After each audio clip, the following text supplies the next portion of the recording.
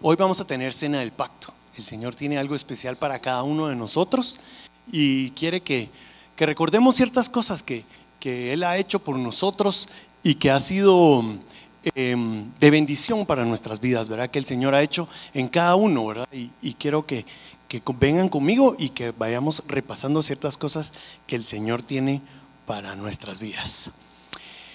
El Señor me mostraba que debemos de hacer una doble mirada para atrás, ¿verdad? Recordemos que en la última cena se habían reunido los apóstoles con Jesús y quería Jesús celebrar la Pascua con sus discípulos. Y dijo que Él tenía intensamente deseos de celebrar la Pascua con sus apóstoles, con sus discípulos.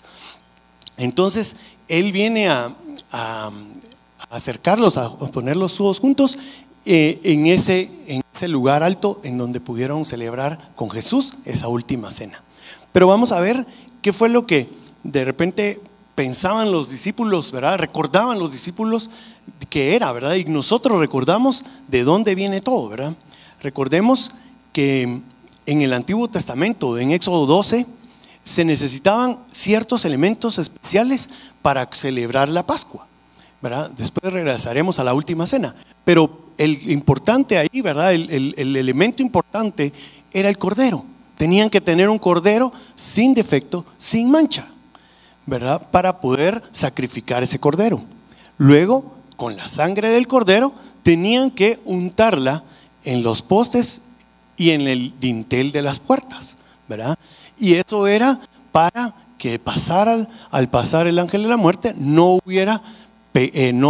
mataran, digamos, no murieran los primogénitos, ¿verdad? Y el Señor hizo que al pasar vio la sangre y ellos vivieron, no murieron, ¿verdad? En cambio los egipcios murieron. Y también había que tener pan sin levadura. La levadura es figura de pecado, ¿verdad? Y tenía que quitar toda levadura de su casa y tener panes sin levadura para celebrar la Pascua del Señor, ese pasaje, ¿verdad? Y tomando estos elementos, vamos a la última cena, ¿verdad? Donde el Señor estaba con sus discípulos. Y es importante que nosotros recordemos lo que Jesús hizo por nosotros para poder recordar cada vez que tomemos la cena del pacto lo que Él hizo por nosotros y su amor por cada uno de nosotros. Amén. Entonces dice, esto es mi cuerpo. Con esto Él es el Cordero. Jesús es el Cordero que se sacrifica, ese Cordero que fue inmolado para perdón de pecados, para que nos librara de la muerte, ¿verdad? Él es ese pan de vida que se reparte. Por eso compartimos la palabra de Dios cuando nos reunimos en la cena del pacto, porque estamos recibiendo esa palabra y dando esa palabra que Dios nos ha dado, que hemos podido recibir de Él, que la hemos hecho vida y la podemos compartir porque damos testimonio de la palabra de Dios hecha en nuestras vidas y compartimos ese pan.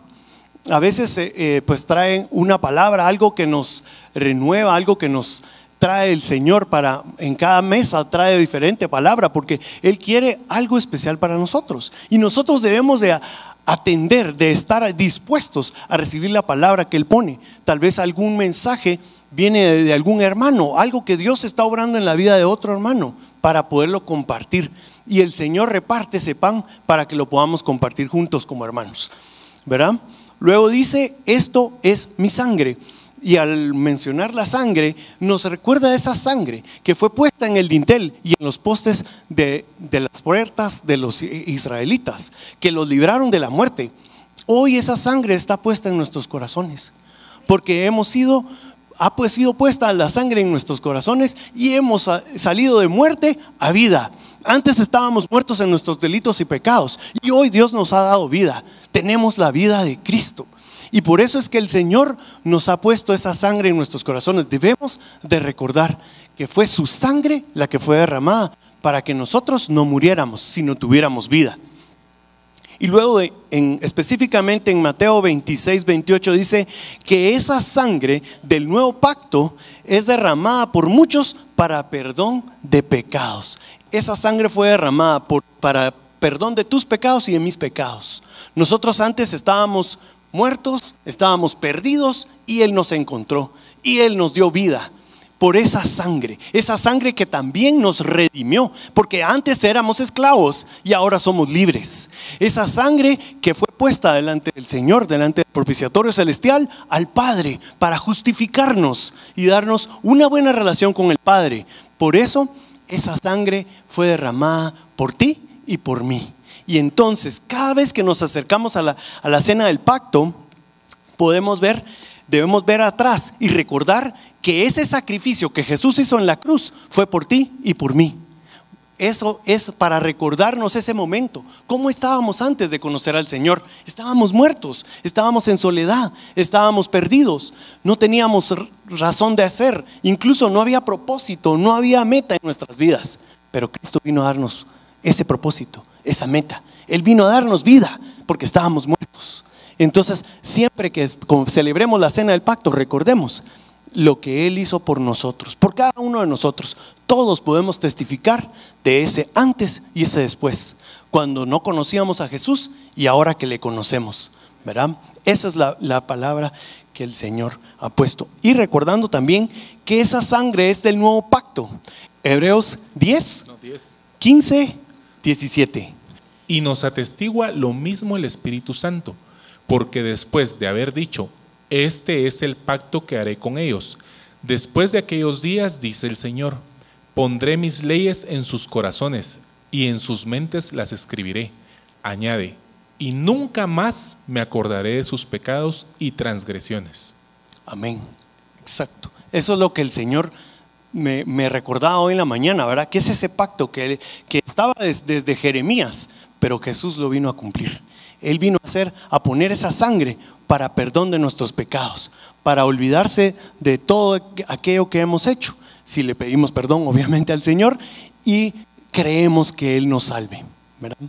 Entonces, ese es ese nuevo pacto que vino a ser cumplido en la vida de Jesucristo. Y luego también tenemos, así como les mencionaba, que hacemos una doble mirada para atrás, ¿verdad? Hacia la cena del pacto, la última cena y el éxodo. También el Señor nos pone una mirada hacia adelante, dos miradas hacia adelante. Y dice la palabra en Mateo 26, 29, si se puede. Y os digo que ya no beberé más de este fruto de la vid, hasta aquel día cuando lo beba nuevo con vosotros en el reino de mi Padre. Así es, el Señor Jesús estaba celebrándolo con sus discípulos y vio hacia adelante cuando que iba a tomar ese vino, ese fruto de la vid con sus discípulos en el reino de su Padre. Y así nosotros esperamos algún día compartir con Jesús en el reino de su Padre ese vino que Él tiene para nosotros. Y luego Pablo nos recuerda y nos muestra, ¿verdad? En 1 Corintios 11, 26, si me haces favor. Porque todas las veces que comáis este pan y bebáis esta copa, la muerte del Señor proclamáis hasta que Él venga.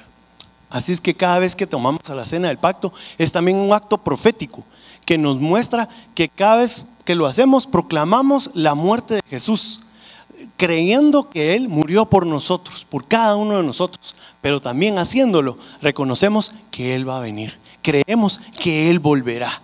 Entonces es también una mirada hacia adelante, porque Él lo va a hacer. Él volverá por cada uno, por su iglesia, como decía Carlos ahorita hace un rato. Amén. Y por último, el Señor nos hace que podamos poner una mirada adentro y una mirada afuera. ¿Por qué adentro? Porque a veces Él nos revela si hay pecado. Debemos, dice Pablo, de comer la cena del Señor en gracia, libres, en paz, sin ninguna cosa en nuestro corazón. Así es que si el Señor te revela o nos revela cualquier cosa que hemos hecho mal o que no hemos agradado su nombre, entonces arrepintámonos y pidámosle perdón, porque esa sangre está para limpiarnos de todo pecado. Amén.